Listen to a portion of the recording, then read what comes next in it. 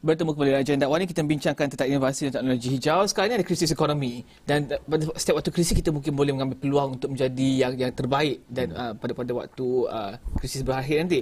Mungkinkah Malaysia, bagaimanakah Malaysia untuk nak menjadi pemimpin dalam mungkin teknologi hijau ni? Apa yang diperlukan?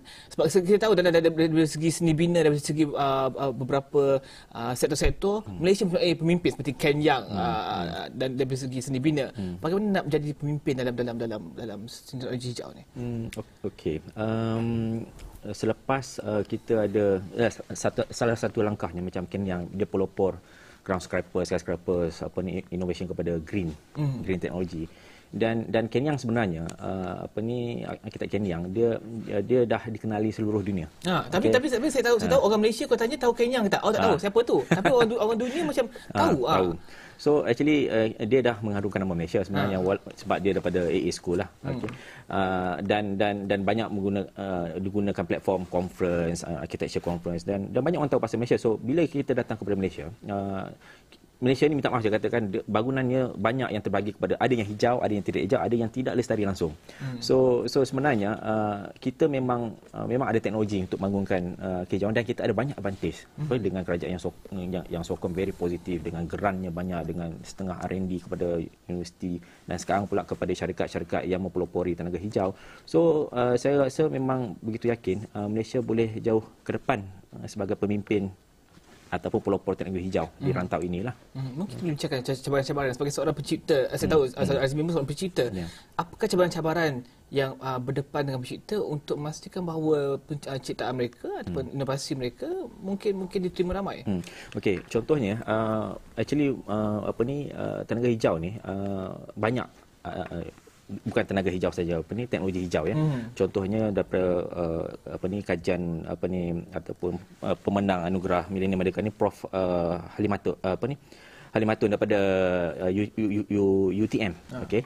Pemenang anugerah Merdeka ya. Dia mencipta agrogel dan magrogel. Okey, di mana kalau kita gunakan magrogel tu dia boleh menjernihkan air, atau So sebenarnya benda tu dah di patent. Okey, so hak cipta dia memang dikenali seluruh dunia lah.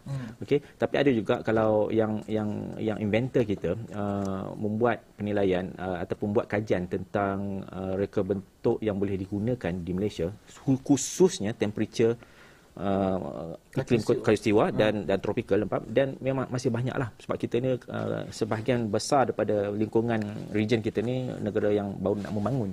So dari situ lubangnya memang banyak. Okey, walaupun kita tahu macam photovoltaic cell telah dipelopori oleh dunia barat, tapi alhamdulillah even UKM sendiri telah cuba membuat sel ni dalam makmal kita sendiri. Kita dah start tu keluarkan dan kita boleh dapat dia punya volume dengan harga yang lebih rendah.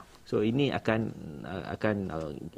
banyak bila harga rendah you tahulah orang akan senang membelilah daripada tidak susah mahalnya saya tak nak beli. Tapi bila rendah this the one that actually kita akan approach lah. Mungkin perlu sokongan daripada pihak industri itu sendiri. Okey. Bercakap tentang Pusat Teknologi Hijau Nasional, apakah peranan pusat ni sekarang ni? Sebab dia dah berikan peranan yang besar menguruskan bajet ni, lepas tu ada 20 juta untuk menguruskan pemahaman tentang teknologi hijau. Apa yang perlu Pusat Teknologi Hijau mungkin pertama lakukan pada waktu sekarang ini? Okey. Bila Datuk Seri beritahu mungkin dia akan merevise baliklah PTN ataupun dengan satu center baru ni Pusat Tenaga Hijau. I think that's a good step lah because selama kita nampak pusat tenaga negara dia ada fokus tentang renewable energy. Okey, tenaga pembaruan tenaga baru. So tapi kita tak nampak bila kita ada produk ataupun dia punya engineering side tu di mana package badannya. Okey, so saya nampak PTN Pusat Tenaga Hijau yang baru ni akan diinputkan dengan reka cipta baru ataupun inovasi ilham yang lain. So bermakna tadi pergabungan akan berlaku. Okey, contohnya kalau kita ada kereta cantik fuel cell. Okey, again lah cerita kita saya ni. Kalau you ada enjin cantik, okey memang gunakan hidrogen. Tapi bila kita letak showroom, kalau bodinya tak cantik, okey, siapa akan membelinya? Okey, di mana orang akan bila okey, saya bayar lebih kurang 200,000 tapi takkan kereta rupa macam ni saya akan gunakan kan walaupun dia teknologi hijau.